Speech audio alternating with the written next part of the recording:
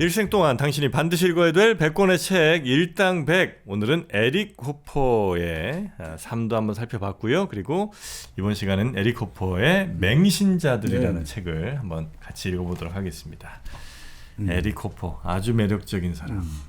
저의 2달 내지 한 석 달 정도는 이분의 멘티가 되겠습니다. 네, 이분 따라갑니다 저는. 그 에릭 호퍼는 워낙 이제 다방면에 걸쳐가지고 아주 그 아포리즘 형태로 짤막짤막하게 한 너댓 줄, 길면 한 7, 8줄 이 형태로 이런 것들을 설명하고 있어가지고 그걸 한번 읽어보시고 또 우리가 생각을 해보고 이게 아주 좋은 명언 제조기 같은 그렇습니다. 그런 느낌이에요. 예, 예. 근데 명언이 이제 일반적인 우리 인생사가 이랬다 이런 게 아니라 아주 구체적인 하나하나에 대해서 생각을 하게 만드니까 아주 좋은 것 같습니다. 자, 기대됩니다. 네. 그러면 맹신자들. 네네. 그러니까 트루 빌리버 해가지고 철저하게 믿는 사람들이다 이런 뜻이겠죠. 그러니까 뭐 맹신자 해도 되고 광신자 해도 되고 뭐 팬덤 해도 다 될 것 같습니다. 네, 여기 부제는 대중운동의 본질에 관한 125가지 단상이라고 되어 있거든요. 그럼 125가지의 글을 이렇게 좀 나눠서 그렇죠. 쓴 거예요? 1에서부터 125까지 한 뭐 길면 한 10줄 이런 식으로 해가 쭉 나오는 거죠. 네. 근데 결국 이분은 그렇게 보고 있는 겁니다. 종교운동이라든지 사회혁명이라든지 민족운동이라든지 이 모든 대중운동은 공통된 특성이 있다고 보는 거예요. 그래서 모든 대중운동은 지지자들에게 목숨을 기꺼이 바치려는 의지 그리고 뭔가 단결된 행동 성향을 불러일으키고 그렇기 때문에 광신, 열광, 간절한 희망, 증오, 편협 이런 걸 동시에 낳는다고 하는 거죠. 그러니까 뭔가 항상 그렇지 않습니까? 우리가 추진력이 좋으면 일종의 유해가스가 나오는 거죠, 그죠? 그러니까 엔진이 좋을수록 또 유해가스가 나오듯이 그런 이제 좋은 점, 나쁜 점이 다 있는데 어떻든 기본적으로 이런 대중운동들은 사람들에게 맹목적 신념, 일편단심의 충성심을 요구하면서 강력한 행동을 일으키니까 결국 우리가 지금 그렇지 않습니까? 지금 대중들이 결국 이런 맹신하는 사람들이 자기들의 의지대로 이 세상을 자꾸 빚어내려고 하니까 이 사람들의 어떤 본성, 이 사람들의 특징, 이런 잠재력 이런 걸 알고 있어야지 우리가 또 그게 맞춰가지고 대응을 하면서 또 좋은 세상을 서로 같이 만들 수 있으니까 이걸 아는 것이 아주 중요해졌다 이렇게 볼 수 있는 거죠. 네. 사실 모든 아까 지금 말씀드린 종교나 정치나 민족주의나 이런 것들은 결국은 내용은 다르잖아요. 그렇지만 그 사람들이 타겟하는 사람들은 다 같은 성향의 사람들이에요. 같은 유형의 사람들이 타겟하는 거예요. 어떤 사람들? 어떤 사람들을 우리 대중운동에 끌어들이려고 할까요? 어떤 사람들을? 자, 종교든 정치든 뭐 민족주의든 어떤 사람들을 이제 결국 너 지금 우리 운동에 들어오면 우리 운동 쪽으로 전향하면 너 정말 새로운 뭔가 세상이 열린다. 그러니까 뭔가 네가 지금 무의미한 삶을 살고 있을 것 같지. 여기에 들어오면 뭔가 새로운 삶의 의미가 생겨난다. 이렇게 이제 딱 하는 게 대중운동이잖아요. 네. 뭐 어떤 사람들을 그러니까 타깃으로 해야 되겠습니까? 단순한 의지하는 사람들? 결국은 좌절된 사람들이죠. 좌절된 사람들. 그러니까 아까 말씀. 사람들. 그 좌절된 사람이 뭐냐? 좌절은 딱 이겁니다. 자기 인생이 뭔가 낭비했거나 내 인생 잘못 산 것 같은 헛산 같은 망쳤다고 느낀 사람들. 그게 바로 좌절된 사람들이에요. 근데 지금 막상 자기가 어떤 정당을 굉장히 지지한다거나 종교에 푹 빠져 있는 사람들이 이 말을 들으면 아닌데? 나 좌절 안 했는데? 이제 들어보시면 되죠. 이제. 그러니까 다 본인들은 좌절했다고 생각 절대 안 하죠. 좌절했다고 생각하면 자기를 지탱할 수가 없잖아요. 나는 좌절했다고 의식적으로 생각하면 아무것도 못해요.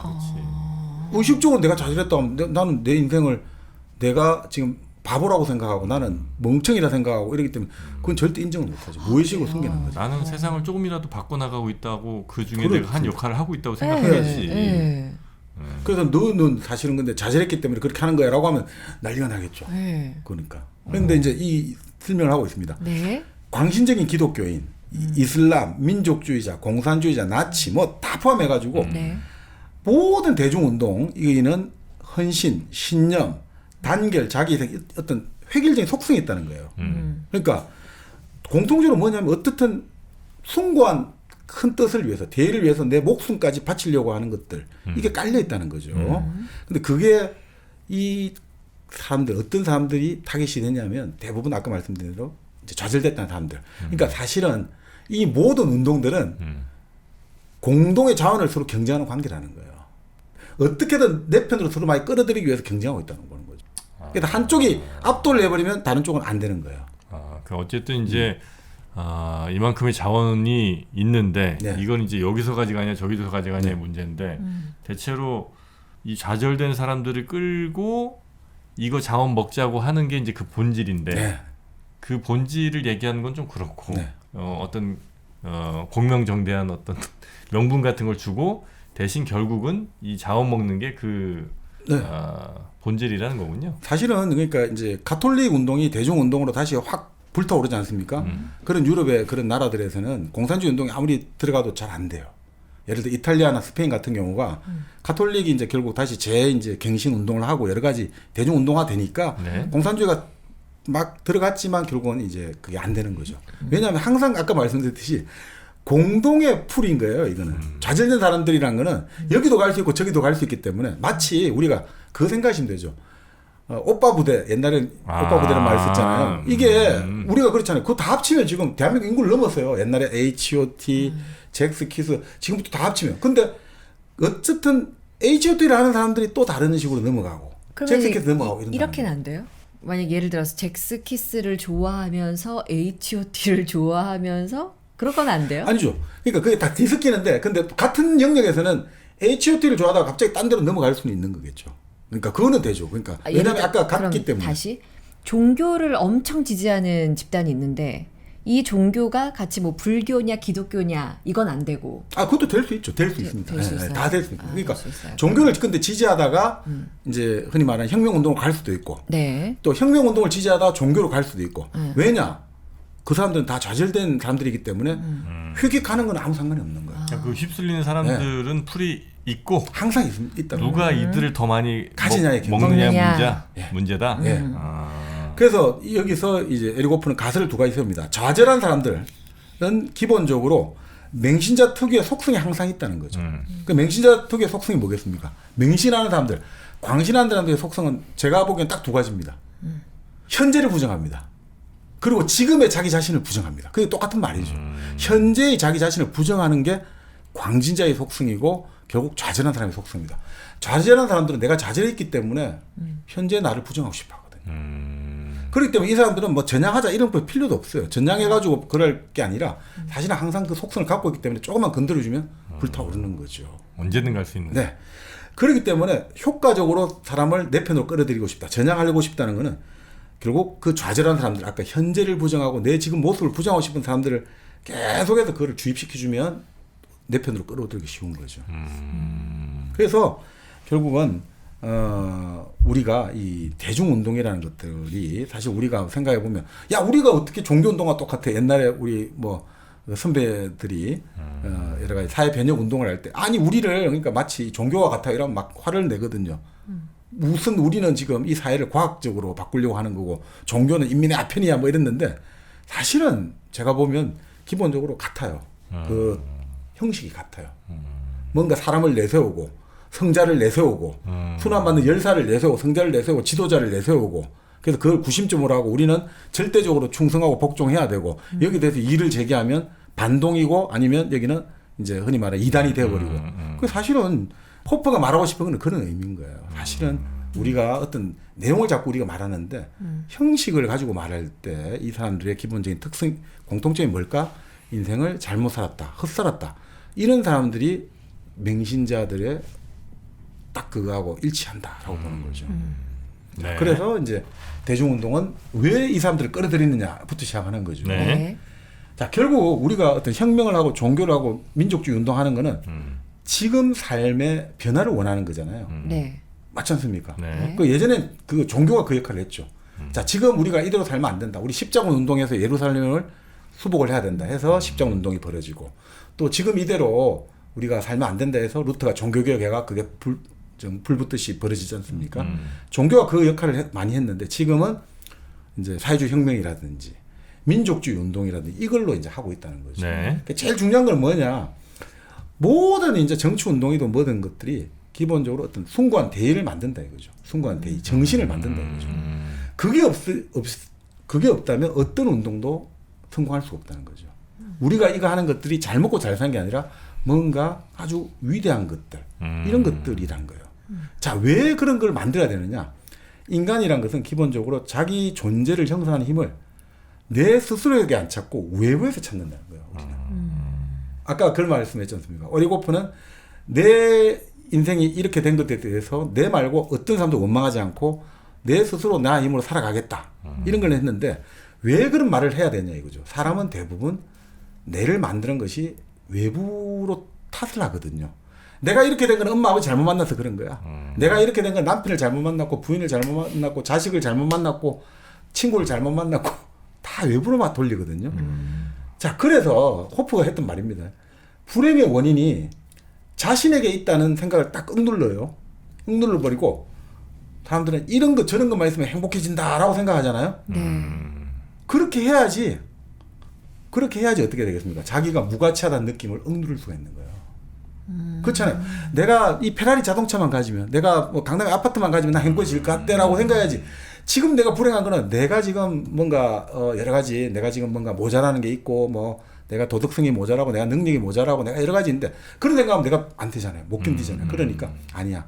내가 지금 엄마 아버지가 강남에 살았으면 내 아파트한테 받을 건데 남편이 돈이 많이 벌어가지고 자동차 주면 잘 될 이런 식으로 욕망이 많으면 많을수록 왜 욕망을 많이 가지라고 지금 사회가 요구하느냐. 그래야 내가 무가치하다는 느낌을 억누를 수가 있다 이거죠. 내가 욕망이 많으니까 이게 그러니까 충족이 되면 나는 행복해진단 말이야. 내 잘못이 아닌 거예요. 내 탓이 아닌 거예요. 여기에 대해서 어떻게 생각하세요? 호퍼를 좀 약간 이건 근데 제가 평소에 가졌던 생각과 예, 매우 일치하는 거라. 그래요? 네. 지금 그러니까 맨날 뭐만 더 가지면 행복할 것 같고 미래에 뭐가 될 것 같고 이런 거 생각하는 사람들 중에 행복할 수 있는 사람이 없거든요. 저거든요, 그게. 그래? 바로 접니다. 그거는 아무리 더 가져도 결코 행복의 근처도 가지 못할 거예요. 그냥 며칠 잠깐 뭐 좋을 수는 있겠지. 근데 그거는 결코 그 사람을 행복하게 해주는 거는 불가능하다. 그러니까 호퍼가 했던 말이 이제 이런 거예요. 그러니까 우리는 자꾸 그 외부에 있기 때문에 불행의 원인 그리고 내가 지금 뭔가 내 불만족한 원인을 자기에게 찾으면 자기가 못 견딘다 이거죠. 네. 그래 자꾸 뭔가 외부에 눈으로 보이는 것을 찾는다 이거죠. 그렇게 해서 내가 사실은 욕망의 덩어리가 돼야겠다라고 하는데 그걸 통해 가지고 내 스스로 내 내면이 무가치하다는 걸 인정하기 싫으니까 그 외면의 욕망만 추구되면 나는 행복하니까 이런 식으로 해서 사실 쇼핑 중독이 되고 끊임없이 뭔가 비교 경쟁을 하는 게 이제 이런 거 아니냐 이거죠. 네. 그러니까 항상 나를 만드는 것을 내가 아니라 외부로 생각하기 때문에. 그러니까 사실 지금 그러면 뭐 지금 현재 충만감을 느낀 사람은 외부 세계하고 상관이 없잖아요. 그러니까 외부 세계를 특별히 변화시킬 필요성을 못 느껴요. 근데 지금 내가 아까 말씀드린 좌절되었다. 내가 지금 내 부모 잘못 만나고 가족을 잘못 만나고 친구를 잘못 만나서 이렇게 됐다는 사람일수록 결국은 급진적 변화를 선호할 수밖에 없겠죠. 외부 세계에 달려 있으니까. 자, 그러니까 네. 이 급진적 변화를 원하는데 문제는 이런 거예요. 그런데 불만을 가졌다 해서 반드시 그게 변화에 이걸로 바로 이어지지는 않아요. 예를 들어서 예전에 미국 남부의 흑인들 있잖아요. 불만이 많지만 절대 반항하지 않습니다. 네. 왜냐하면 내 주변 사람들이 다 똑같은 위치에 있기 때문에. 그리고 당장 오늘 하루하루 살아가는 게 하나의 승리라고 생각한다면 그런 사람들은 생각을 못 하거든요. 그래서 주위 환경이 두려움을 느끼면 아무리 내가 힘들게 살아도 불만이 있어도 변화라는 건 엄두도 못 내요, 사실. 그러니까 결국은 오히려 내가 그래도 오늘 너무 힘들지만 나는 오늘 밥을 먹었다. 이 생각하면서 그래도 행복해. 라고 생각하면서 오히려 자기 불안감을 달래거든요. 그러면서 이제 나는 그래도 괜찮게 살고 있는 거야 라고 하기 때문에 너무 힘들게 살고 너무 노예같이 살아도 절대 변화는 안 일어나요. 그래서 사실은 항상 뭔가 조금 풀릴 때 사람들이 불만이 제일 높아져요, 사실은. 이제 약간 좀 좋아질 때. 뭐 그냥 하는 얘기로 그냥 먹고 살만해지니까 해지는 때쯤 네. 그때쯤이 이제 그냥 하면서 뭐 이게 내가 지금 이렇게 사는 게 맞아? 네. 이런 생각이 들고 그렇죠. 저 인간들 아니면 내가 훨씬 더 지금 괜찮을 것 같은데 그리고 내 옆에 있는 사람 누구 보니까 이 정도는 되는데 나도 뭐 얘보다 못할 거 없는 것 같은데 그렇습니다. 나도 그럼 뭐 사야 될 것 같고 맞습니다. 뭐 그런 생각이 든다 이거죠. 그러니까 바로 소련이 페레스트로이카하고 글라스노스트를 하면서 갑자기 불만이 다 분출돼 버린 거예요. 이 사람이 벌써 51년에 예언을 했어요. 공산주의 체제가 가장 위험한 거는 뭔가가 약간 자유가 들어갈 때가 제일 위험해질 거라. 좀 먹고 살만해지면 약간 그러면 이제 사람들이 결국은 이런 거거든요. 이 사회를 변화시키려면 내가 어느 정도 이 사회를 변화시킬 수 있다는 자신감이 있어야지 변화시킬 수 있는데 하루하루 살아가기 걱거한 사람이 그런 자신감이 어디 생기겠습니까? 자, 그래서 이 사람이 그런 거예요. 결국 그럼에도 불구하고 내가 지금 나를 부정하고 싶고 현재를 부정하고 싶은데 그렇지만 나는 지금 뭔가를 변화시킬 수 있는 힘이 있다고 느낄 때 사람들은 뭔가 숭고한 대의가 있고 거대한 변화라는 어떤 역사적 과제에 난 달려든다는 거예요. 그래서 프랑스 혁명에서는 뭐가 가능했냐면 인간의 이성이 있다 이거죠. 계몽주의. 우리 인간의 이성이 신을 대신할 수 있습니다. 인간의 이성이 있으니까 우리 같이 그래서 사람들이 달려들었다는 거죠. 그리고 볼셰비키 러시아 혁명은 막시즘이 있다 이거죠. 우리 막시즘에 따르면 이 역사는 노동자 계급의 세상에 옵니다. 나치는 어떠냐? 우리 지도자 휘러, 히틀러라는 우리 신이 내려준 지도자가 있고, 그다음 우리가 전쟁에서 전격전이라든지 블리츠크리크 같이 새로운 기술, 새로운 우리 뭐 막 발명 이런 것들을 만들어주면 사람들은 아 그래 우리가 할 수 있다. 우리가 아무것도 못하는 게 아니라 우리가 조금만 지금 뭔가 힘을 가지면 할 수 있다. 그러니까 결국 현재에 대한 불만과 불안보다는 미래에 뭔가 더 나아질 수 있다고 생각한다면 사람들은 달려든다는 거죠. 여러분의 한 표가 예, 맞습니다. 그겁니다. 세상을 바꿉니다. 그래서 천년왕국 더 좋은 진보에 대한 호소를 하지 않으면 어떤 믿음도 힘을 발휘하지 못합니다. 그래서 우리가 그 유명한 행복한 왕자 오스카 와일드가 그런 이야기 했잖아요. 유토피아가 없는 세계 지도는 지도가 아니다. 아니 세계 지도에 무슨 유토피아가 어디 있어요. 근데 유토피아가 그려지지 않은 세계 지도는 지도도 아니다 했거든요. 우리는 이 세상에 없는 것을 뭔가 만들어줘야 돼요. 환상을 만들어줘야 사람들이 움직이지 아무것도 없으면 절대 사람들은 미래에 뭔가 없으면 사람들은 그냥 현재에 불안해도 그냥 살아갈 수밖에 없다는 거죠. 그래서 세계를 변혁시키고 국가를 뭔가 이 방향으로 끌고 가려는 사람들은 반드시 사람들의 희망에 불을 지피고 불을 일으키는 방법을 알아야 되는 거죠. 그게 바로 종교에서 말하는 천국이고 지상 낙원이고 뭐 이런 거란 말이죠. 세계 정복이고. 그러니까 공산주의가 승리하든 뭐가 승리하든 불만만 가지고는 절대 성공 못해요. 우리가 반드시 내일에 대한 희망을 줘야 된단 말이죠. 연애를 할 때도 야 지금 네가 사는 게 힘들지 해가지고 관심을 끌 수는 있지만 그래서 나와 살면 장밋빛 인생이 열릴 거다라는 희망을 줘야지 이게 뭔가 이어지지 희망을 안 주면 아무것도 도돌이표라는 거죠. 미국을 다시 위대하게 만들겠다. 바로 그겁니다. 미국을 다시 위대하게. 뭐 이민자들 불법 이민자들 막아서 우리 노동자들 열심히 잘 살게 해주겠다. 바로 줘야 됩니다. 지금 바로 제공해야 됩니다. 즉시 바로. 그러니까 우리가 기독교도 그렇지 않습니까? 회심을 하면 천국이 언제 됩니까? 네가 종말이 언제 옵니까? 지금 바로 즉시. 네가 마음을 바꾸면 바로 즉시. 그게 돼야지. 바로 와야 돼요. 바로 안 오면 사람들이 못 기다립니다. 그래서 지금 바로 내가 대통령 되는 순간 바로 장벽을 만들겠습니다. 바로 지금 세상이 달라집니다. 나를 뽑으면 내일 바로 이 인생이 바뀝니다. 라고 끊임없이 말을 해줘요. 네.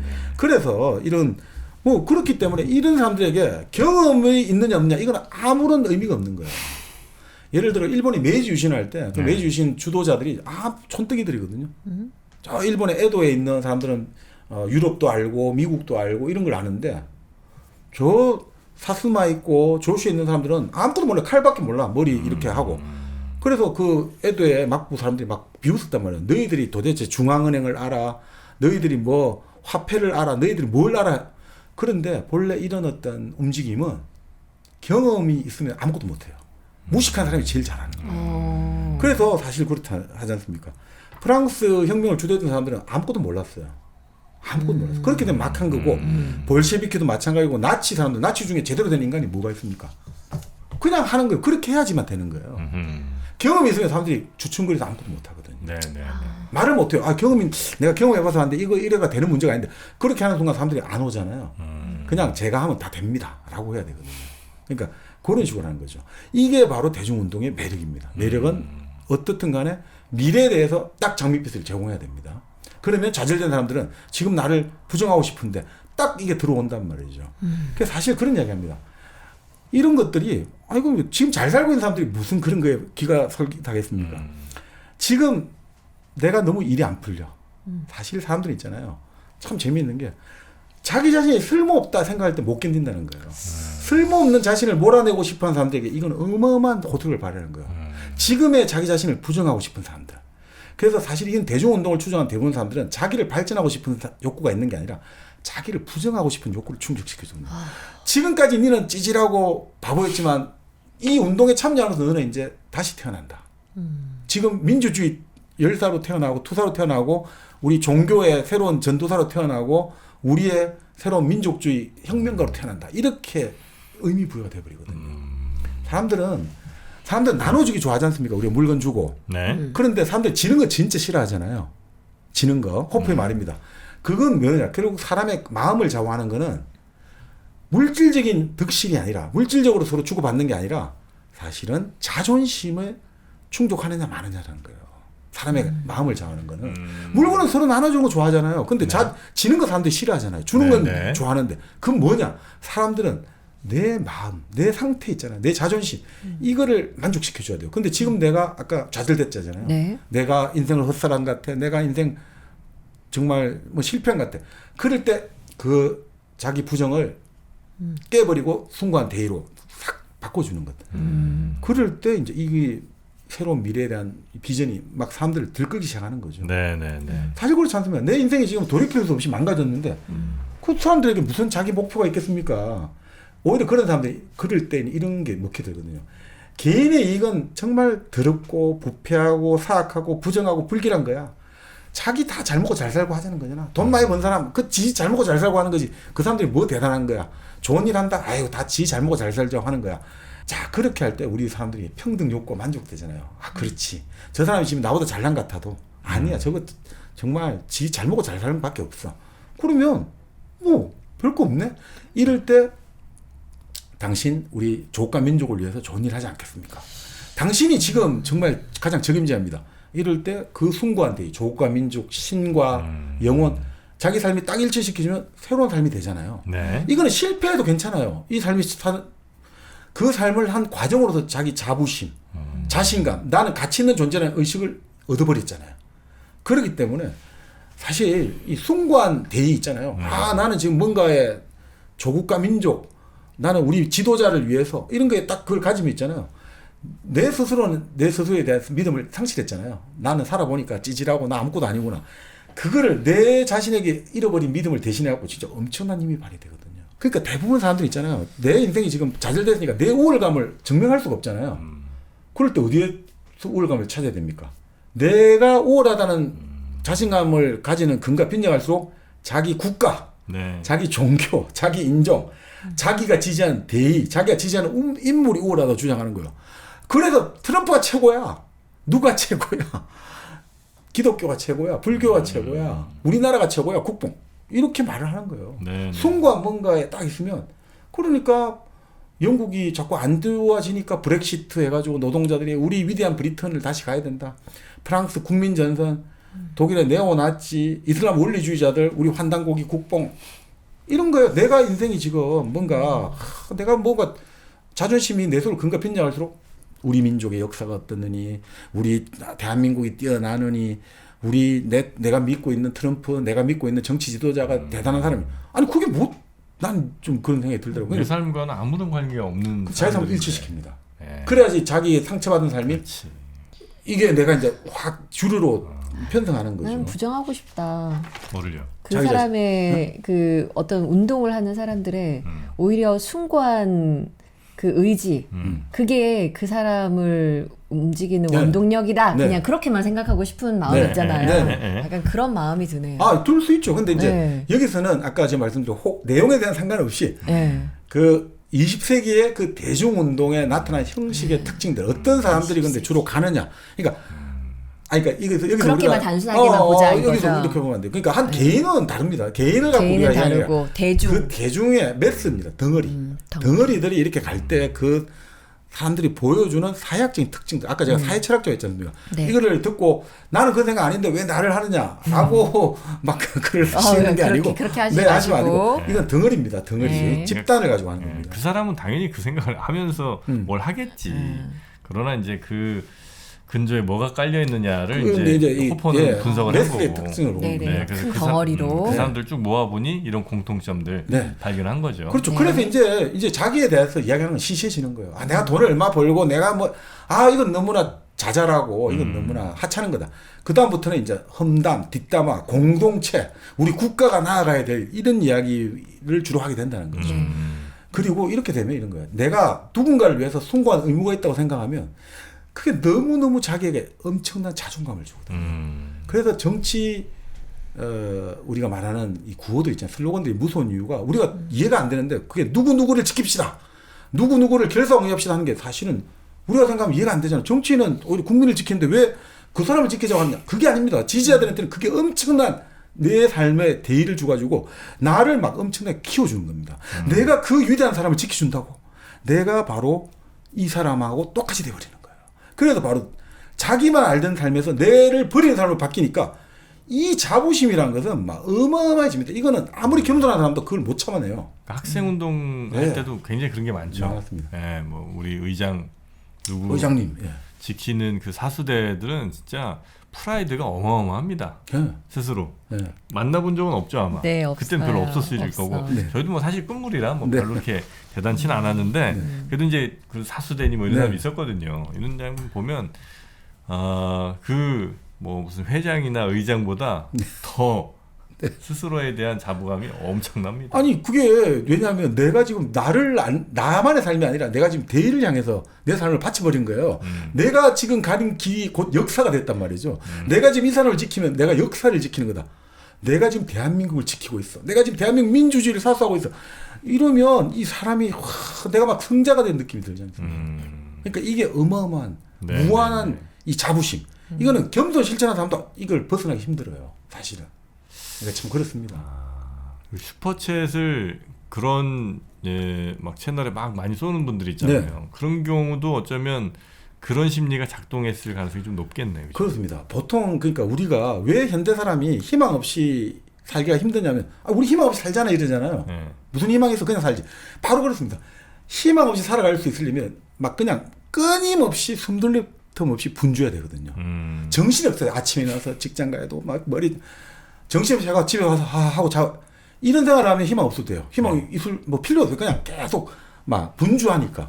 근데 그렇게 안 될 때 이제 실직을 했다 이럴 때는 빈곤의 위험보다는 앞이 아무것도 안 보일 때가 더 절망스럽다고 하거든요. 자 그럴 때 그러니까 실직자는 구호물자를 나눠준 사람보다 희망을 나눠준 사람한테 더 마음이 끌린다는 거죠. 그래서 사기꾼한테 그때 그렇게 많이 그렇습니다. 나와요. 예, 그래서 실직자들이 사기꾼들에게 돈을 다 주고 하는 이유가 희망을 주니까 지금. 그 사기꾼들이 하는 말 중에 제일 많이 하는 게 그런 분들이 접근할 때 아유 이렇게 능력 있고 이렇게 똑똑하신 분인데 지금 이렇게 놓으실 필요가 없다고 이거 조금만 이렇게 해서 사업 이렇게 하시면 금방 아마 네. 우리 사장님 금방 잘 되실 거라고 그런 얘기하면서 그 사업 자금 빼돌리고 이런 애들 많거든요. 접근할 때. 그러니까 사실 절망한 사람들은 현재를 지금 돌이킬 수가 없잖아요. 이미 이 사건은 벌어졌고. 그럴 때 내가 지금 누군가 돈을 주고 누군가가 뭐 하는 것보다는 희망을 줄 때가 진정한 만족이 되고 위로가 되거든요. 바로 그렇습니다. 그래서 지금 내가 그럼 좋아. 그럼 내가 실업급여도 받고 아니면 내가 지금 그 부모님한테 좀 받은 것도 있어 월세도 좀 받고 이렇게 하지만 그게 나를 바꿀 뭔가 전망은 없어 보이잖아요. 그러니까 네. 대충은 먹고 사는데 그럴 때 어떻게 되냐. 우리는 필사적으로 자기가 아닌 다른 무엇에 나를 바치고 싶어요. 그럴 때. 그러니까 적당히 해가지고는 내를 바꿀 뭔가가 아무것도 안 보일 때. 변화가 없어 보일 때 나를 버리고 뭐 막 가고 싶은 거예요. 그때 그래서 지금 말씀대로 이것만 하면 막 여기 들어와서 다단계를 하면 막뭐 다이아몬드 현대면 한 달에 1억도 나오고 10억도 나온다. 자기도 알아요. 근데 가는 거예요. 왜냐? 이거 아니고 지금 나를 바꿀 게 없어요. 한 달에 200만 원, 300만 원 갖고는 더 이상 나를 바꿀 수 없다. 내 인생에 망가진 인생에 가치와 의미를 부여할 무언가의 사람은 필사적으로 매달리는 거죠. 필사적으로 매달려야 돼 있습니다. 네네네. 그러니까 이때 사람들은 자기를 대신한 무언가를 받아들이게 되기 때문에 극단적으로 나설 수밖에 없는 거야. 그래서 지금 말씀대로 종교든 정치든 뭐든 이걸 딱 받아들이는 순간 극단화됩니다. 특히나 지금 현대사회는 어떤 통계를 보면 어떤 나라 같은 경우는 불시잡이라고 하거든요. 불시 욕이지 않습니까? 네? 자기 일이 불시인 거예요. 아무 생산성이 없는 일에 종사하고 있는 거예요. 불쉿 잡 그렇게 말하죠. 아무 생산도 없고 이게 뭐 때문에 내가 이 일을 해야 되지. 이런 잡이 일각에서 40%에 이른다고요. 전체 직업의 40%. 그런 사람들이 그러니까 이런 어떤 뭔가 희망 없고 이럴 때 이런 것들에게 의미를 부여할 때 확 가버립니다. 지금 전 세계적인 뭔가 극단화되는 익스트림한 현상들은 바로 여기서 기인하고 있습니다. 이미 이 사람이 1951년에 그 이야기를 했는데 사람들이 있잖아요. 무언가를 위해서 목숨을 걸 각오를 기꺼이 했을 때 비로소 나는 살아있다는 느낌이 들어요. 그렇기 때문에 이런 지금 내가 하는 일이 아무런 의미도 없고 아무런 무가치하다고 생각하고 있는데 뭔가 나에게 대의를 위해서 뭔가를 해라. 이럴 때 확 가버리는 거죠. 탄압 받으면 받을수록 더 신나. 더 좋아집니다. 예, 더 막 활동적이 되고 드디어 이게 이렇게 우리 탄압한다고? 우린 그러면 한번 더 좋습니다. 들고 일어나야지. 이제 근데 어떨 때 보면 이 사람들이 화가 난 건지 신이 난 건지 헷갈릴 때가 있어요. 네, 같습니다. 갔다 옵니다. 그죠? 내 존재를 이제 결국 예. 망가진 내 존재를 다시 이제 복구를 할 수 있거든요. 뭐에 막 분노했다고 말을 하는데 되게 신나 보여. 예. 그러니까 진짜 이게 난 보면서도 이 분노한 거야. 신이 난 거야. 바로 그렇기 때문에 사람들이 어떤 대중운동을 시작할 준비가 됐다는 거는 어떤 운동이도 상관이 없는 거예요. 사실은. 그게 무슨 말이냐 이런 겁니다. 히틀러 등장할 때 독일의 청년들이 있잖아요. 동전 던지기를 했대요. 내가 어디에 할 건지. 히틀러를 갈래? 공산당을 갈래? 완전히 극단이잖아. 어디든 동전 좋다. 어디든 가면 된다는 거예요. 어디든 가서 나의 이 울분과 이거를 해소하면 된다 이거죠. 동전 던지겠다잖아요. 동전 던지고 하고 러시아 있잖아요. 제정 러시아 말기 때 유대인들이 이제 혁명을 할 거냐, 사회주의 혁명을 할 거냐, 아니면 시온주의 갈 거냐 할 때 거기도 그것도 그냥 정했다잖아요. 왜냐? 상관없다는 거예요. 그러니까 충성의 대상을 바꾸는 건 아주 원했대요. 여기 그러니까 극으로 갔다 극자 갔다 하는 게 어떤 대중운동에도 할 준비가 다 돼 있는 거예요. 저는 이제 막 얘기를 들으면서 정프로님은 여기 어디에도 속하지 않잖아요. 이때까지 살면서 속해 본 적이 없잖아요. 그거에 대해서 약간 소외감을 느껴본 적 없어요. 내가? 소외감? 어떻게 보면은 이렇게 지금 내밀한 걸 봐서 그렇지 어떻게 보면 되게 열정적으로 사는 사람들 같고 좌절됐다는 느낌을 한 번도 안 가지니까 그렇죠. 내 인생에서 좌절되어가지고 내 인생을 난 진짜 엉망진창 살았구나. 나 인생 완전 잘못 살았어. 나 지금까지 내 자신 다 죽여버리고 싶어. 라는 느낌을 안 가지면 그런 게 안 말려들죠. 내가 소속감이 가질 필요가 없죠. 내 인생 뭐 이렇게 살았고 저렇게 살았지만 막 그냥 그래도 뭐 크게 나쁘진 않네. 라고 생각하는 사람은 이렇게 갈 이유가 없는 거죠. 사실. 어디 소속되는 것 자체를 되게 좀 약간 별로 약간 안 좋아하죠. 오히려 반대로. 네, 어딘가에 쏠려가는 것 자체에 대한 거부감이 좀 있어요. 그래서 내가 어딘가를 쏠려간다는 느낌이 들면 바로 약간 그 에릭 호퍼랑 좀 비슷한 느낌인데 네. 내가 뭐 그렇다는 건 아니지만 네네. 하여튼 그렇게 뭔가 이렇게 소속되고 쏠려간다는 느낌 들면 바로 좀 거부감 들고 그래서 설령 이게 옳은 것이었을지 몰라도 약간 거기서 발 빼는 스타일이에요 저는. 근데 사실 이게 에릭 호퍼 했던 말이 유명한 말이 이런 게 있거든요. 자기가 보기에는 균형 감각이 정말 중요하다는 거예요. 네. 내용을 떠나가지고 왜 균형 감각을 가지는 게 중요하냐면 균형 감각을 가지면 취향도 좋은 취향을 가질 수 있고 또 생각도 이제 좀 온건한 이제 여러 가지 다 이제 좀 아주 종합적으로 할 수 있는데 네네. 더 중요한 건 균형 감각을 안 가지면 나중에 도덕적 청렴함의 기준 자체도 바뀐다는 거예요. 왜냐하면 그런 이야기 있잖아요. 균형 감각 안 가지고 극단적인 생각을 가지게 되면 그깟 돈 문제 몇 푼 가지고 뭘 그래? 그깟 돈 문제 가지고 뭐 우리 대통령이 뭐 이렇고 그 예전에 뭐 준던 대통령이 뭐 5천억 1조 가지면 어때? 뭐 나라를 위해서 이런 식으로 간다는 거예요. 극단주의로 갈수록 균형 감각이 없어져 버리면 도덕적인 기준까지도 다 흐트러져 버려요. 그래서 균형 감각 가진 게 되게 필요한 게 그런 것 같습니다. 네네네. 그래서 이제 도덕적인 감각, 균형 감각을 상실하게 되면 도덕적 감각도 아주도 상실한다는 거예요, 사실. 이 호프가 아주 제가 보면 아주 냉철한 지론인데 균형 감각이 왜 그냥 단순한 기계적 균형이라고 막 비판도 합니다만 극단주의적으로 갈수록 도덕성도 결국 깨집니다. 그건 어쩔 수 없습니다. 왜냐하면 극단주의이기 때문에 다 필요 없습니다. 다 부정해야 되니까. 처음부터 그렇게 극단적으로 가진 않을 거예요. 않습니다. 네. 하다 보면서 그래 내가 하는 게 맞았어. 사람들 또 옆에서 다 진짜 대단하세요. 진짜 어떻게 거기서 그래?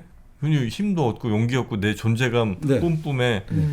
그 다음에 한 발 더 나가고 그 다음에 이제 어디 위로 올라가고 그러면서 이제 나는 정말 그 아까 뭘 위해 국가를 위해서 난 이걸 희생한다. 우리 이 사람들을 위해서 내가 희생한다는 생각 가지면서는 내가 누군가를 위해서 죽을 수 있다는 거는 내가 누군가를 죽일 수 있다는 말과도 사실은 크게 다르지 않다고 생각하거든요. 왜냐면 그 탈레반들 폭태를 하잖아요.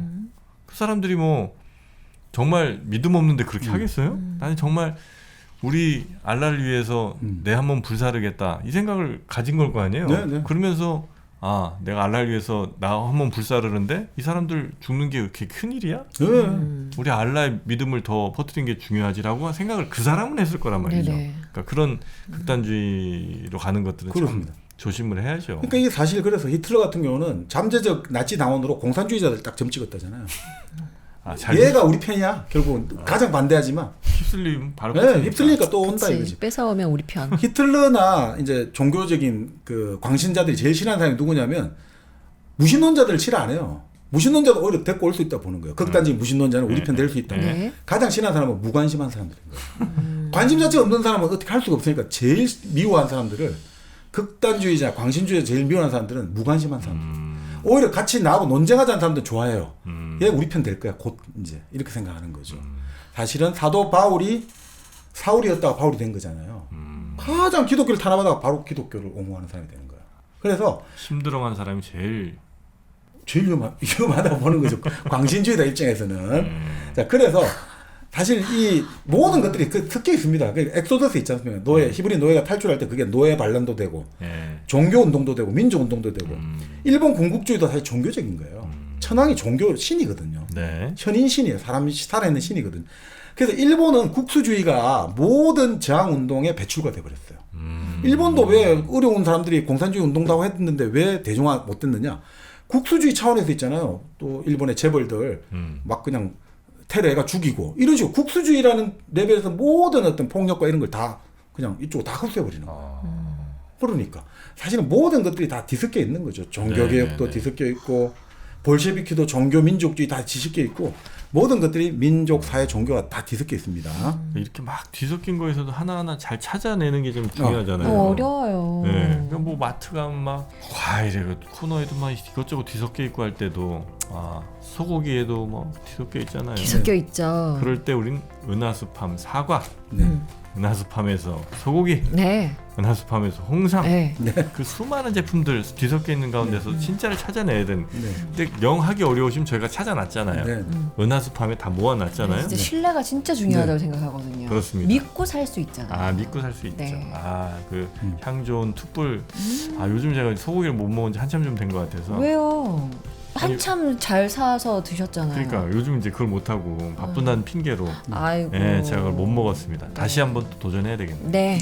은하수팜에서 여러분도 툭불 한우 그리고 소선당 한우. 소선당 한우 그다음에 홍삼은 소백지향 홍삼이죠. 홍삼. 네, 그리고 은하수 사과까지 은하수 사과. 맛있게 건강하게 좋은 품질로 드시기 바라겠습니다. 믿을 수 있는 농축산물 네. 은하수팜입니다. 자, 바로 이렇게 대중운동이 매력이 있는 겁니다. 그러니까 이 에릭 호프의 맹신자들 일부가 이제 이 대중운동이 왜 매력을 발산하는가? 바로 이런 거면서 사람을 끌어당기거든요. 네. 자, 그러면 이 잠재적 전향자, 이 도대체 이 광신자들이 되는 사람들, 맹신자들이 되는 사람들은 어떤 사람들이냐? 보면 있잖아요. 뭐 여러 유형이 있지만 가장 대표적인 사람들이 최근에 어려워진 사람들이에요. 신생 빈민이에요. 원래 가난했던 사람 말고. 네네. 최근에 어려운 사람들이에요. 그러니까 이런 사람들은 현재 상태를 언제든지 파괴할 준비가 되어 있어요. 외우신데요? 아니, 누구 뭐 생각하는 것 같아서 그래요. 이진원 씨가 누구 생각나는 것 같아서. 아닙니다. 아니에요. 그러니까 사실 지금이 20세기가 발명한 중산층이 지금 사라지고 있잖아요. 네. 그러니까 이게 위험해지는 거예요. 신빈곤층이 그러네. 만들어질수록 사회는 뭔가 변화될 가능성이 아주 높아졌어요. 그러니까 17세기 잉글랜드에 청교도혁명이 일어났지 않습니까? 크롬에.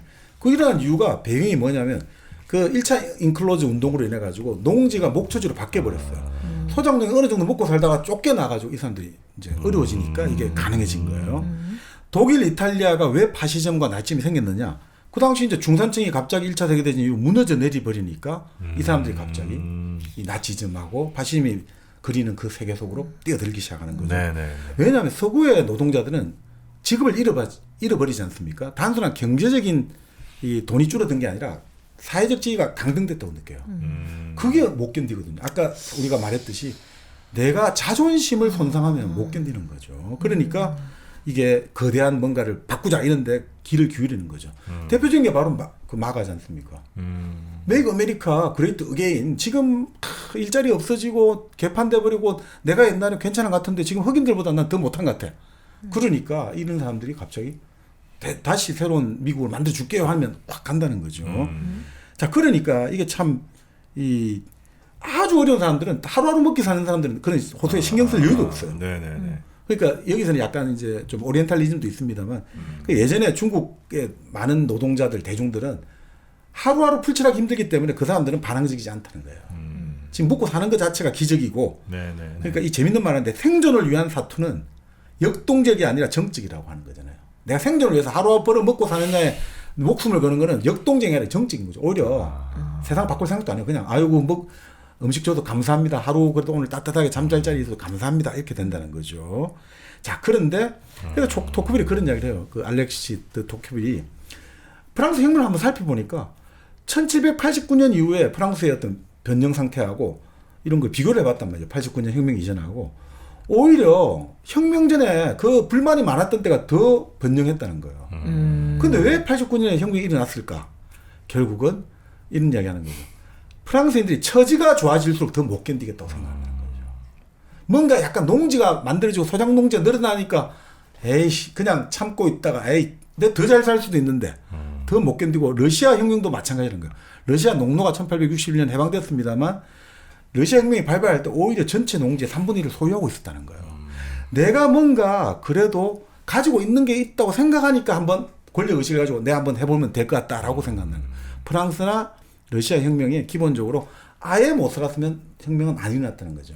그래서 위험이 가장 커지는 순간은 개혁을 시작하는 그때라는 거죠. 그러니까 이게 살다 어느 정도 살다가 네. 가난해진 사람, 이 네. 사람들 휩쓸릴 가능성 매우 높고 네. 그 다음에 조금 삶의 수준이 괜찮아져서 네. 그러니까 아주 국빈에서 벗어났을 때 이때 이제 눈 여기저기 돌리면서 그렇죠. 휩쓸릴 가능성 높아지고 그 다음에 또 지금 좀 살다가 갑자기 떨어졌어요. 빈곤층으로. 그렇죠. 그런 사람도 또 지금 또 위험하고 위험하죠. 그런 사람들은 이제 어찌 보면 그 인력 풀에 들어간 사람들이라고 보고 네. 여기저기 이른바 선동 잘하고 뭐 사기 잘 치는 사람들이 데려가려고 하는 사람들이 네. 그런 사람들이라는 거군요. 그렇죠. 그러니까 사실은 이 사람들의 반항을 자극하는 거는 현실의 고통이 아니라 더 나은 삶의 경험이라는 거예요, 사실은. 그러니까 이거 지금 갑자기 내가 힘들어졌어. 내가 그래도 1년 전만 해도 우리 가족들 데리고 뭐 해외여행도 한번 가고 애들 학교도 찾아가보고 했는데 지금 내가 이제 완전히 됐어. 내 옛날에 이랬는데 못 견디는 거죠. 네. 이 세상 다 엎어버려야 돼. 또 아니면 지금 내가 정말 너무너무 힘들게 살다가 이제 내가 뭐 단칸방 살다가 이제 전셋집이라도 얻게 됐어요. 전셋집 얻고 나니까 이거 참 이 아파트 같은데 좀 좋은 데 가서 우리 애도 지금 남들 남보란 듯이 이제 살고 하고 싶은데 조금 더 하면 이럴 때가 결국은 좀 더 뭔가 더 나은 삶의 경험들이 지금 좋아졌든 나빠진 이 사람들에게 작용한다는 거죠. 네, 뭔가 네, 이 세상을 지금 엎어버리자라고 할 때. 그래서 이제 사실 그런 거예요. 불만의 강도는 열망하는 대상과의 거리가 가까울수록 더 커지거든요. 우리 생각에는 열망하는 대상하고 거리가 가까워지면 불만은 줄어들어야 되잖아요. 네. 그렇게 아니단 말이죠.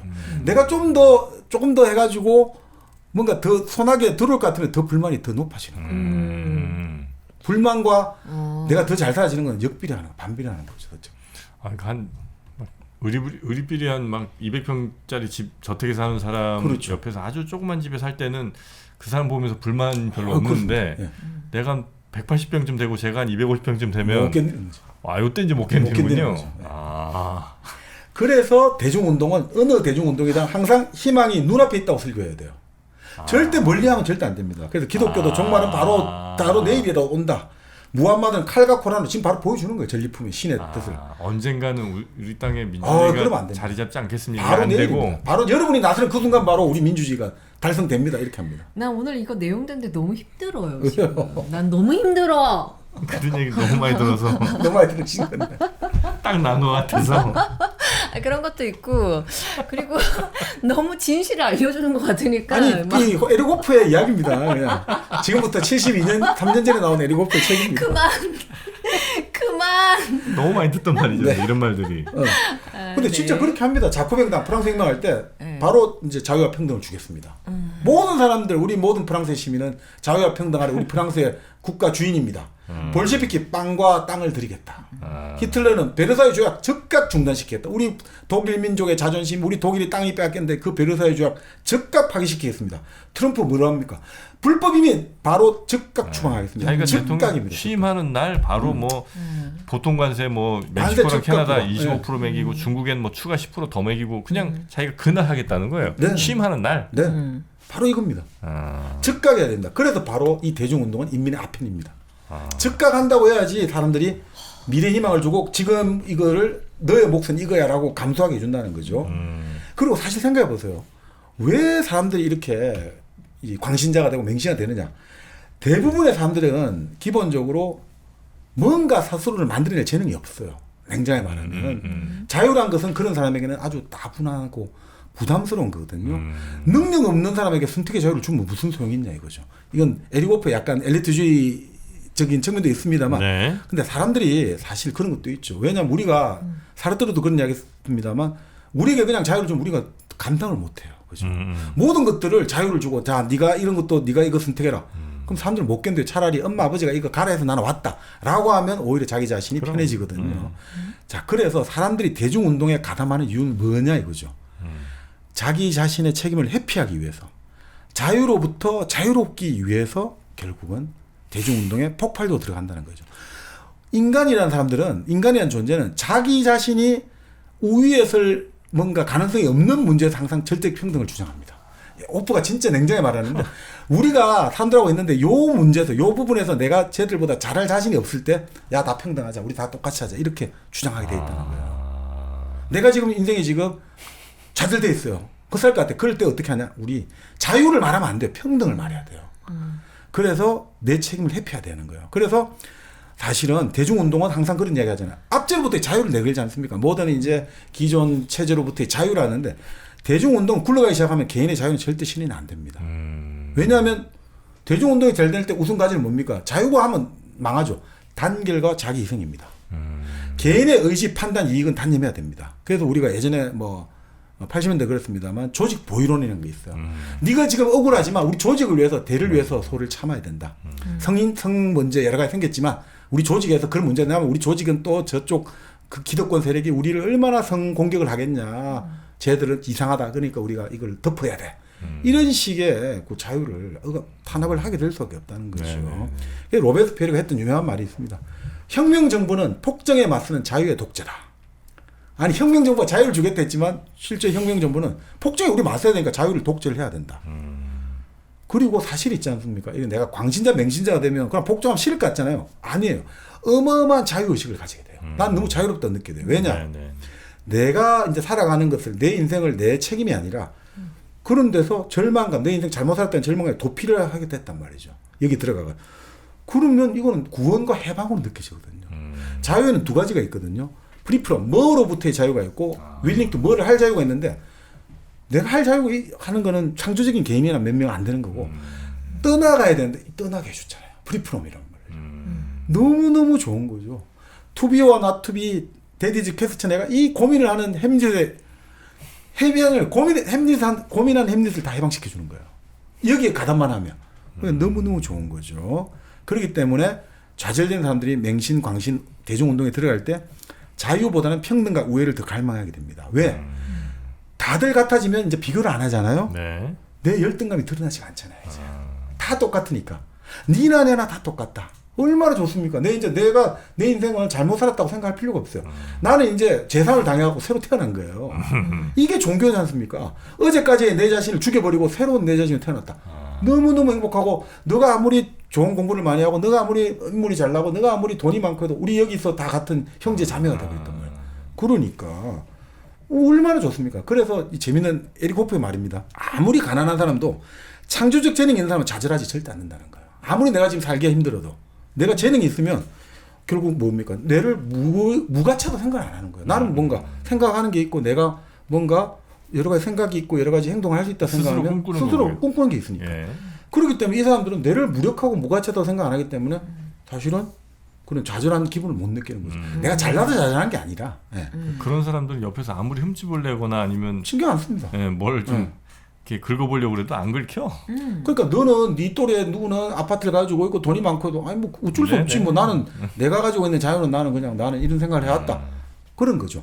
자 그렇기 때문에 사실은 창조적 물줄기가 메말라가는 작가, 과학자, 예술가 그리고 심지어는 성적 무능력자들, 임포텐스들도 투사의 대우에 가야 하는 거예요. 사실은 아니 그러니까 이 호프의 말입니다만 사실 그렇습니다. 그런 사람들이 더 열정적으로 대열에 들어가는 거죠. 그래서 예술가들은 절대 대회를 안 들어가죠. 그래서 모든 혁명 예술가들이 들어갔다가 나중에 다 배신당하고 배반당하고 예술가들은 운명이 안 좋아요. 왜냐? 그 사람들 자유를 가장 원하는 사람들인데 집단을 위해서 자유는 허용하면 안 되거든요. 그래서 예술가들은 러시아 혁명도 그렇고 프랑스 혁명도 그렇고 예술가들의 운명은 대부분 안 좋게 끝납니다. 지식인들의 운명은 안 좋습니다. 네네. 그래서 사실 우리가 좀 참을 수 없는 존재의 가벼움에서 그 바로 그 화가로 나오는 사비나. 사비나 하는 말 있잖아요. 나는 항상 대열에서 이탈했다는 거예요. 나는 혁명을 할 때 뭐 혁명회가 줄 맞춰 간데도 도망쳐 나왔고 자본주의에서 계속 도망쳐 나오는 거예요. 왜냐? 이 사람 자유를 원하기 때문에 자본의 질서, 혁명의 질서에서 이 사람은 끊임없이 이탈하고 배신을 해야 된다 이거죠. 자, 이렇기 때문에 이제 창조적 재능이 있는 사람은 안 흔들리고 또 유대가 강한 집단, 자기 가족, 종교 집단 이런 사람들도 좌절감을 덜 느껴가지고 대중운동 영향을 덜 받아요. 그래서 유대 집단들이 왜 기독교 그 흐름에 살아남았냐면 유대인 공동체 결속력이 강하다 이거죠. 그러니까 기독교 운동에서 이제 살아남은 거죠. 네. 그래서 그럼 이제 에릭 호프는 그런데 빠지지 말라고 얘기를 해? 아니면 어쩔 수 없이 그건 뭐 벌어지는 상황이니까 뭐 네가 가더라도 왜 그런지는 알고 가라 뭐 이런 거예요. 바로 그겁니다. 그러니까 이게 이 사람이 정확히 했던 말은 이 절대 행동에 대해서 말하는 게 아니라 현상에 대해서 설명을 해주는 겁니다. 그러니까 바로 이런 내가 관찰한 바로는 이렇다. 이게 진리다 이런 게 아니라 네네. 내가 관찰한 바로 이렇다는 거죠. 그래서 그런 것들을 알고 이제 우리가 이제 그 세상을 이런 어떤 이야기도 있구나 아는 게 중요하다는 거죠. 그래서 이 사람에 따르면 이 뭐 여러 가지 책들을 보고 있으면 그래서 대중운동이 왜 지지를 얻기 위해서 기존 집단의 유대를 철저히 무너뜨리는 것부터 시작하는지 말이 나옵니다. 기독교도 처음에 예수가 뭐라고 말합니까? 나는 가족을 불화시키기 위해서 왔다고 하잖아요. 새로운 걸 하려면 기존 관계를 다 깨야 되거든요. 혁명운동할 때도 일부러 감옥 들어가라고 해요. 그래야지 가족 간에서 더 이상 네가 이제 가족이 원하는 아이고 우리 장손이 우리 아들이 판검사 돼야 된다. 그걸 깨야 되는 거예요. 그래서 깜빵에 들어가서 너는 이제 완전히 그 돌아가지 못하는 길을 만들어야 된다. 다리를 불살해야 된다. 이런 식인 거죠. 그래서 이제 그 네. 예를 들면 그 풀에 들어간 사람들이 있어요. 네. 어디로든 휩쓸려 갈 마음 준비가 다 돼 있는 네. 사람들. 휩쓸려 가는 건 좋다 이거야. 네. 휩쓸려 갔으면 이제 그거를 휩쓴 사람들이 있을 거 아니에요. 네. 네. 선동한 사람들이 네, 됐든. 그럼 그들과 함께 휩쓸어서 얻은 그 과실은 좀 같이 나눠 먹었으면 좋겠어. 네. 근데 그들은 또 그렇게 나눠주지도 않아. 그냥 휩쓸려 간 사람들은 그걸로 우르르 갔다가 다 그냥 에너지 낭비하고 그냥 그 휩쓴 사람들에게 모든 부와 네. 과일은 다 집중되고 나머지 사람들은 그냥 이용만 당하는 거야. 그런 경우가 많더라고요. 그렇지만 이제 이렇게 보는 거죠. 네. 결국 그럼에도 불구하고 왜 광신자, 맹신자 생겨나냐면 중요한 거는 그 사람들이 진리를 슬퍼하고 인생의 여러 가지 공경에서 내를 구제해 준 게 중요한 게 아니라 지금 내 자신을 쓸모없다고 생각하는 내 자신으로부터 해방을 시켜줬다는 거예요. 그리고 성취감을 또 그렇습니다. 바로. 그러니까 결국 그리고 그 공동체에 들어가니까 막 유대가 생기고 여기에 내가 하나가 되었다. 그렇게 생각하기 때문에 그것만으로도 사실 만족한다는 거죠. 나를 있게 해줬다는 거예요. 이 쓸모없고 이 열등감 많은 내 자신을 있게 해주고 이러니 너무나 행복하고 그 자체로 너무나 감사하다는 거예요. 그래요. 이게 참 무서운 거죠. 그래서 자기의 자존감이랄까 이런 게 참 중요한 건데. 그러니까 여기에 대해서도 약간 서로에 대한 신뢰가 있어야 되는 것 같아요. 신뢰? 어떤 신뢰냐면 만약에 제가 이제 정프로님이랑 같이 어떤 행동을 네. 하기 위해서 네. 나아가는데 우리가 휩쓸리는 게 아니라 네. 나도 내 가치를 믿고 나의 뭐 어떤 뭐 창조적 재능과 뭐 네. 이런 결속력 네. 이런 걸 내가 있다고 믿고 네, 네. 있다면 네. 너도 믿고 있다고 믿는 거죠. 예. 근데 우리는 휩쓸려도 괜찮아 무조건 가 이게 아니라 그러니까 이 집단에 대한 믿음이 있다면 그게 그 이게 말씀이죠. 이것도 선동일 수도 있지만 어쩌면 그런 소수의 어떤 그런 가치 있는 사람들 자기가 뭔가 가지고 있다고 생각하는 사람들이 곳곳에 있는 거지. 네. 그리고 그러니까 의미 있다고 나는 믿고 싶은 거죠. 그러니까 무조건 휩쓸리는 있다니까. 사람들이 아니. 난 너무 오늘 알았어. 힘들어. 알았어. 근데 사실은 광신자는 이제 맹신자들 대부분 창조적이지 못한 지식층에서 나와요. 광신자들은 그러니까 뭔가 현재를 정오하고 내가 뭔가 지금 현재 적응을 잘 못하고 있다는 사람들이 뭔가 새로운 질서를 만들기 위해서 지금 엎어버려야 된다라고 생각하는 사람들이 보통 광신을 하기 때문에 그리고 그런 사람이 모였기 때문에 거기서는 기본적으로 이렇게 보는 거죠. 호프의 말입니다. 기본적으로 결국 이 단결과 자기 희생이 이제 요구되잖아요. 같이 이제 모여야 되니까 그러려면 어떻게 되느냐? 나도 창조적 소수가 될 수 있고 창조적 뭐 이런 게 아니라 나는 그냥 여기 한 부분으로 데려야 되는 거예요. 내 자신과 내 육신을 분리시키게 만들어요. 너 그러니까 네의 어떤 진정한 자신으로 살아가도 절대 안 내버려둬요. 우리 예전에 심리를 조작하는 사람들 봤잖아요. 네. 항상 뭔가 새로운 어떤 그 룰을 제공하잖아요. 새로운 생활의 규칙들, 새로운 생활 패턴 해가지고 계율과 의식을 통해 가지고 계속해서 이 사람을 의식을 사로잡기 시작해요. 그래서 그 사람의 몸을 잡는 거예요. 네. 그러니까 사실은 목숨을 걸고 살 각오를 하는 사람을 만들려면 그 사람 온전히 내 개인의 자유 이렇게 생각하면 제가 그때 예전에 한 말씀드렸는데 내가 하나의 어떤 투사가 되려면 있잖아요. 뭔가 내가 폭탄 테러를 하고 싶다 이러려면 이 사람이 견식과 도량이 넓으면 절대 투사를 못 해요. 내가 아는 게 많고 막 이럴 수도 있고 저럴 수도 있고 아주 견해가 넓어지면 그럼 절대 일을 못 해요. 딱 한 방향으로 일점으로 내 모든 거를 모든 분노와 정오와 이걸 딱 한 대상에 축소를 해가지고 거기 달려가가지고 폭탄이 돼야 되는 거거든요. 바로 그런 거기 때문에 이 운동에 들어갈 때는 자기를 축소하는 게 요구됩니다. 내가 한 부분이 돼야 되고 그래서 사생활도 포기해야 되고 개인의 이제 생각도 포기해야 되고 개인의 재산까지도 포기해야 돼요. 마지막에는 나의 목숨까지 포기해야 돼요. 그게 안 되면 이 광신자들이 어떻게 받아들이시겠습니까? 그래서 그런데 그렇게 해야지 지금의 좌절된 내 자신을 나를 잊어낼 수 있다고 보는 거죠. 그래서 그런 사람들은 어떻게 합니까? 너는 누구냐라고 하면 나는 독일인입니다. 나는 나치 당원입니다. 나는 기독교인입니다 말하지 내가 뭐 나는 누구입니다. 내 이름 절대 말 안 합니다. 내가 결국은 뭔가 하나의 큰 것의 일부 아까 말한 대의 일부라고 생각하고 그리고 이게 엄청난 힘을 줍니다. 나치의 유대인 수용소에서 끝까지 살아남은 사람들은 바로 나는 공산주의자다. 나는 시오니스트다. 이런 사람들 끝까지 살아남는데 개인 자유주의자들 있죠. 제일 빨리 죽어요. 자기 그게 없기 때문에. 내가 큰 것의 한 부분이라 생각하면 억압을 견뎌낼 수 있는 정신이 있는데 기독교 열심히 믿고 신을 믿는다 이러면 견뎌내는데 내 개인이라 생각하면 자기 자신 갖고는 뭔가 안 되거든요. 근데 이 사람들은 탄압받고 죽음이 목전에 달한다 하더라도 나는 혁명의 한 부분이야. 나는 혁명가의 한 부분이고 우리 기독교의 한 부분이다 라고 생각할 때는 이게 강해져요. 역사가 나를 기억해 주리라. 신이 나를 인정해 주리라. 우리 당이 나를 영원히 기억해 주리라. 이런 생각하면 사람들이 엄청 강해지는 거예요. 소셜 미디어에도 보면 뭐 트럼프 어쩌고 할 때 네. 내가 트럼프다. 그게 그겁니다. 내가 바로 하이다. 내가 뭐 해리스다. 이런 사람도 엄청 많았죠. 근데 우리 조진원 씨가 많이 힘들어하는 것 같은데. 아니 근데 제가 왜 힘들어하는 것 같아요? 정프로님 보기에는 제가 왜 힘들어하는 것 같아요? 혹시? 아니 뭐 힘들어하는 것 같은데. 아니 저는 이제 왜 힘드냐면은 저는 이 얘기 듣기 전에요. 내가 너무 어떻게 보면은 딱 가지 못하는 길에 있는 사람들을 제가 멋있다고 생각했던 것 같아요. 그러니까 내가 갈 수 없는 곳에 가서 뭔가 하는 사람들이 그 사람의 속까지는 내가 모르지만 자신이 희생해 가면서까지 저렇게 하는 사람들이 너무 멋있다. 너무 멋있다고 생각을 했었어요. 나는 못하지만 네, 그리고 네모까지 해주시는구나. 그리고 어떻게 보면은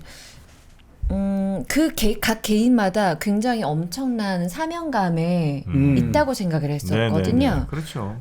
그래서 어떻게 보면은 모든 개인들이 다 그런 사명감이 있는 게 아닐까라고 생각을 했었는데 이런 얘기들을 하고 보니까 그렇지 않은 사람도 있었나라고도 생각하게 되고 여러 가지 생각들이 드는 거예요. 그러면서 어렵다, 혼란스럽다 이런 생각이 좀 들었어요. 그러니까 에릭 호퍼가 하고 싶은 이야기 이거예요. 그러니까 사람들은 대체로 아주 뭔가 조국과 민족 공동체를 위해서 뭔가 헌신하고 이런 엘리트들을 위해서 우리는 기르고 찬양해야죠. 그런데 자기가 떠돌이 노동자도 20 몇 년 하고 부도 노동에 몇 년 해보니 모든 사람들은 그 사람들 나름대로 최선을 다해서 그 사회에 기여하고 있다. 절대로 자기 자신을 그렇게 비열하고 열등하고 뭔가 작은 존재로 보잘것없이 볼 필요 없다고 하는 거예요. 너무 그런 뭔가 우리가 생각하는 사회적 위대하고 크다고 생각하는 규정에 비해서 내가 아무것도 아니야 라고 지푸라기나 먼지로 생각하지 말라는 거예요. 너 삶에 열심히 사는 사람들이 바로 지금 이것들이 이 삶을 잘 사는 사람들이고 이 사회를 기여하는 거지 뭔가 마치 이거 아니면 자 너의 삶은 비열하고 비참하고 너의 어떤 가족의 꼴랑금 너 가족들이나 잘 먹고 잘 살려 이런 식으로 헐뜯는데 그거는 아까 말씀드린 대로 이 대중운동이 그걸 만들기 위해서 끊임없이 현재를 가장 비참하게 그리고 이렇게 한다는 거예요. 그러니까 뭐, 왜 현재를 비참하게 자꾸 묘사해요? 뭐 지선 씨가 뭐 그 정도까지 그런 건 아닌 네, 것 같고 맞아요. 대신 이제 네. 그 열심히 하는 혹은 막 네. 자기 뭐 자기 시간, 자기 에너지, 자기 돈 희생하면서까지 뭐 하는 분들이 너무 네. 대단하다. 대단하죠, 네. 대단하죠. 이 생각을 이제 하는 거잖아요. 네, 근데 네. 그분들이 과연 하는 생각이 정말 그분들 스스로 어떤 뭐 판단을 해서 이렇게 한 건지 아니면 이런 이제 네. 에릭 호프가 이야기한 이런 시스템에 그것도 의해서 적용할 수 있는 돌아간 네. 건지가 네. 이제 약간 좀 헷갈린 거잖아요. 네. 근데 이제 그거는 굳이 그렇게 헷갈릴 필요 없는 것 그렇습니다. 같다. 예, 그분들 스스로는 각자 개인 정말 거기에 너무나 맞는 말이고 내가 이걸 해서라도 희생을 해서라도 난 이걸 그렇습니다. 해야 된다고 판단해서 한 사람들 맞죠. 음. 그런데 그럼 이제 그걸 한 발 떨어져서 밖에서 이렇게 보아하니 에릭 호프가 보니 왜 그럼 그들은 그런 판단을 하고 그렇게 열심히 그 일을 하느냐 자신을 희생하면서까지 그걸 알고 보니 이런 이유들로 하는 거로 보인다. 그러니까 호프의 약입니다. 라고 판단하고 호프의 약입니다. 그러니까 아니 우리가 막 이야기는 했습니다만 이건 호프의 약이고 그러니까 그런 거 아까 그 말입니다. 그러니까 그런 것들에 대해서 네. 우리가 다양한 각도에서 한번 살펴보는 것도 오히려 그 사람들에게 더 오히려 경의를 표하기 위해서 필요한 거죠. 그냥 무조건적으로 이 사람이 이렇게 하니까 우리는 무조건 찬양하고 존경해야 돼라고 하는 것보다는 여러 요소를 생각해 볼 때 그 여러 가지 경의나 존경심은 더 튼튼해질 수 있다는 거죠. 네. 네. 자, 하여튼 에릭 호프의 맹신자들. 근데 우리가 책을 보고 이런저런 생각을 할 수 있는 그러니까 철학자인 거잖아요. 네, 그리고 그렇죠. 그래서 기류의 철학자인 네, 거잖아요. 네, 네. 네. 아마 이분은 네. 평생을 정말 뭐 여러 노동 현장과 네. 이런 데를 어디 한번 편하게 자신을 누이고 이러기도 아마 쉽지 않았던 것 그렇습니다. 같은데 그렇습니다. 이분의 생각이 담긴 책 맹신자들 네, 네, 오늘 네. 좀 읽어드렸고요. 네, 네. 아마 오늘 저 콘텐츠 보시고 이런저런 생각이 많이 드시는 분들이 많을 것 같아요. 네, 많은 생각들이 드실 때 또 따뜻한 커피 한 잔 드시면서 네. 예, 생각 정리해 보시는 것도 네. 나는 혹은 뭐 내가 봤던 그 사람은 무엇이었을까 이런 네. 거 한번 좀 생각해 보시는 것도 좋은 시간이 아닐까. 네. 뭐 어떤 게 뭐 정확히 맞다 이게 진리다 이렇게 아유, 말씀드릴 수는 그렇습니다. 없는 거니까. 네. 네. 자 그러면 여러분의 사색에 한 가지 양념이 돼줄 우리 1kg 커피. 네. 네이버에서 1kg 커피 검색하시고 혹은 1kg 커피 앱을 다운 받으시고 한번 아르테미스 아니면 뭐 여러분 좋아하시는 거 여러 아메리카노 뭐 케냐의 여러 원두들 있잖아요. 네, 그런 거 한 번씩 네. 살짝 드셔보시면 어떨까. 사색에 향을 더하는 건 너무 멋있는 일인 것 같아요. 그렇습니다. 네, 1kg 커피 많이들 사랑해 주시고요. 네. 자 오늘은 에릭 호프의 책 그리고 네. 에릭 호프의 삶도 한번 저희가 일부에서 살펴봤고요. 네. 뭐 저는 굉장히 재밌었습니다만 지선 씨는 어떻게 모르겠네. 댓글들로 많이 의견들도 나눠 보면 네, 좋을 네. 것 같아요. 네. 근데 이제 뭐 이 책을 한번 보시면 그러니까 이 대중 운동이라는 게 우리가 종교 운동이든 정치 운동이든 그리고 뭐 여러 가지 민족주의 운동이든 많은 운동들이 대중 운동인데 근데 그것들에서 예를 들어 우리가 참여하고 그걸 하는 사람들을 또 우리가 참여할 수도 있고 이럴 때 항상 우리가 제일 중요한 게 자기 자신을 좀 항상 바깥에서 바라보는 게 자기 자신을 온전하게 바라보고 그리고 그 운동에 참여하는 자기 자신을 더 알차게 만드는 길이거든요. 네. 무조건적으로 따르고 한다고 해서 그리고 그런 것들이 그러니까 한마디로 마르크스 이야기를 하자면 모른다는 것이 도움이 된 적은 인류 역사에 한 번도 없다는 거죠. 마르크스가 말한 거는 뭐든지 많이 알면 알수록 그것이 우리가 이 세상을 대하고 컨트롤하고 또 같이 살아가는 데 도움이 되는 거지. 마르크스가 그런 말을 했죠. 무식이 도움이 된 적은 인류 역사에 한 번도 없다. 그러니까 뭐든지 이런 각도에서 저런 각도에서 알아보고 살펴보고 이런 각도를 그거를 거치고 그거를 뚫고 통과한 운동만이 사실은 오래 가고 오래 살아남는 거거든요. 그러니까 그런 것들을 우리가 지도자든 아니면 이념이든 뭐든 자기 자신을 그러니까 호프의 제일 좋은 점은 이런 것 같습니다. 그러니까 자기 자신을 성찰하는 삶을 살아가는 거예요. 나를 살펴보는 삶을 살면서 이게 같이 가야지. 그냥 항상 뭐 어떤 주어진 어떤 사회가 원하는 어떤 그 가치 기준에 매여가지고 나는 이 정도 대학을 나왔고 나는 이 정도 돈을 벌고 나는 그리고 사회가 이 정도 하면 좀 의식이 있어 보이지. 이런 식으로 살지 말라는 소리거든요. 그래서 항상 좀 호프는 좀 뭐라고 할까 좀 성찰하고 네. 그리고 어떻게 하면 항상 배우는 삶을 완결된 삶을 살지 말고 항상 진행형의 삶을 좀 살아가라. 뭐 이런 거를 말하는 것 같습니다. 그래서 참 좋은 이야기들을 많이 합니다. 그래서 네. 뭐 이제 나중에도 말씀을 한번 또 드릴 기회가 있을 건데 결국 우리가 살아가는 것들이 아주 고상한 여러 가지 이런 그 명분과 이런 걸 내걸지만 그 이면에는 또 다른 의미에서의 어떤 자원 경쟁, 지위 경쟁 이런 요소도 분명히 있기 때문에 네. 그것들을 항상 겉만 바라보지 말고 항상 그 안을 바라봐라. 우리가 사람을 볼 때도 겉모습에 속지 마라 하듯이 어떤 말을 듣고 읽을 때도 그 이면의 생각들이 뭘까를 항상 고민해보고 네. 그런 것들이 이제 좋은 삶이 아닌가 뭐 이런 네, 것 네, 같습니다. 네. 그리고 아마 여러분이 막 좋아했던 그 누군가에 의해서 그들이 약속했던 게 얼마나 네. 이루어졌는가 한번 잘 이렇게 언제 한번 시간 되셔서 그러지 마.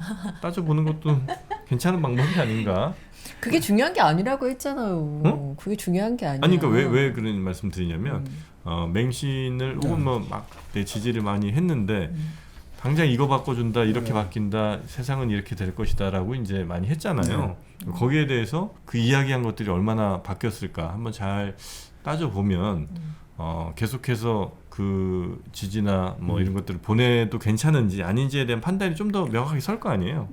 그리고 호퍼가 왜 이제 이 이야기를 이렇게 세게 했냐면 그 당시 1951년이잖아요. 당시 또 여러 가지 메카시즘이랄까 레드 퍼지 미국에서도 하나의 어떤 그 막 반공주의 운동이 너무나 한쪽 방향으로 쏠리고 있기 때문에 그런 것들도 같이 다 이 하나의 틀에서 봐야 된다. 너무 한쪽으로 경도되고 한쪽으로 쏠릴 때 우리 자신을 좀 더 객관화할 수 있는 기회를 가져라 이런 뜻이거든요. 그러니까 이 양반은 나중에 보면 그 60년대 그 해방 운동이었잖아요. 네. 히피 반문화 일탈 좋은데 이게 너무 안타깝다는 거예요. 젊은 사람들이 생명력이 너무 낭비된다는 거예요.